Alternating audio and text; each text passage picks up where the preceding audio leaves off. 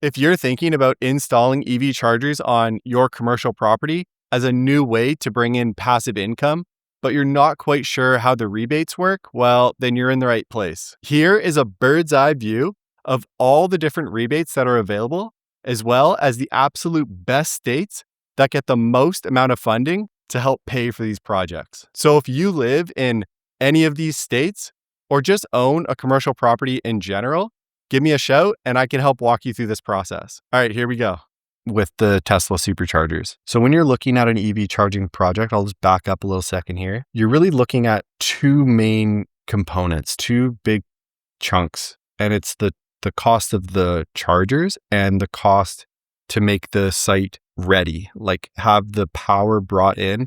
It's called the make ready, to have it ready to support the chargers. It's not very common for a commercial site to have the power already ready to support these monster Tesla Superchargers. In almost every case, you're going to have to, upgrade the power. And this isn't cheap. This usually accounts for about half the cost of the entire project.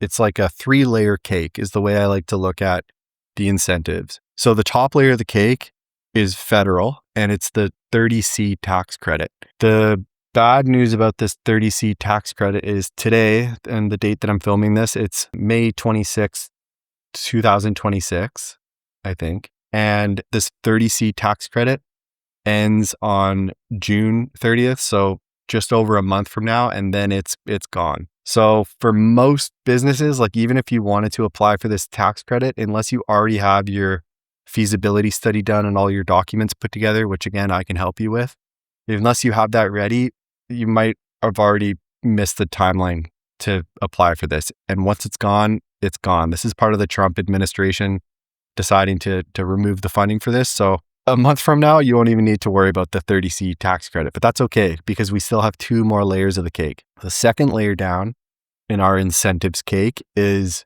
the state level, and the state level is called the grants. So the state level grants. So each state will have their own entity that's providing some form of grant for EV chargers usually. And then there's also a giant program called the NEVI program.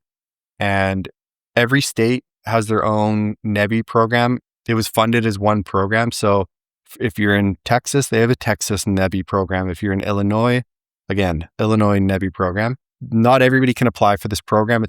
There's a few rules. Right now, they're focusing on like corridors. So if you're like 1 mile away from a highway, then you could have a higher chance of getting approved for the NEVI program. A lot of incentives focus on areas that aren't like main cities. If you're in like the middle of a main city, then I guess they know there's lots of chargers there and the funding isn't as high. But if you're kind of in the outskirts of a city, maybe in a less populated, smaller suburb, if you will, near a highway, then you're much more likely to be able to get approved for the NEVI program. And the third layer of the cake, the last layer at the bottom there, is the rebates. And these are the utility rebates usually. This is also local to your state, but this is usually through the utility company. And this is the make ready rebate. In my experience, these are the highest likely chance that you'll get approved for. It almost seems like the higher you go up the cake, the less likely you are to get approved for. So on the bottom, the utility rebates, upgrading the power to your site, you have the highest chance of getting that. It's the most commonly approved incentive in my experience. The state level grants are next. It's more competitive because a lot of different locations are applying for this funding and there's only a certain amount of funding for this. It's, middle chances. And then the top layer of the cake, which we know is going away anyways, the tax credit seems to be the lowest likelihood. But not to worry, just because that 30C tax credit is going away, it doesn't mean you'll have to pay for everything out of pocket. These other 2 layers of the cake will still cover a huge portion of the cost of the project. The trick is knowing which ones to apply to and when. And the best thing is you can stack them on top of each other. So it's not like just because you got approved for one, you're not approved for the other. You can put them all together. The good news is that when these programs open back up, which they usually do often, it's a little bit unpredictable. If you miss the deadline there's a good chance within the next 1 to 3 months, the program's going to open up again and you can apply.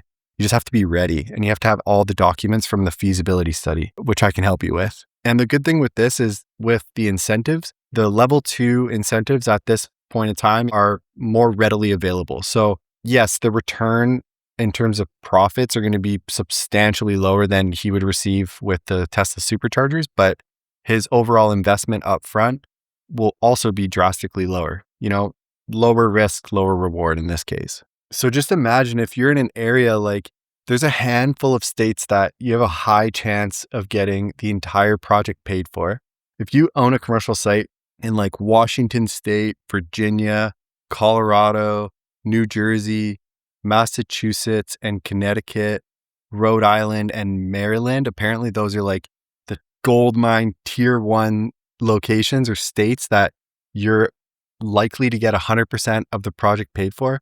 And if you're getting 100% of the project paid for, don't go for 4 superchargers. Like, load up your parking lot with as many as they're willing to pay for, 8, 24 if you wanted to. It's like someone else investing money for you to make the profit from. That's with 4 superchargers. Imagine if you had 24 of these things that incentives paid for. It's like cheating the system. You just created a lottery ticket on your own commercial property. And then tier 2 of the 50 to 80% club, if you will, that you might get anywhere from half to 80% of the project paid for in incentives.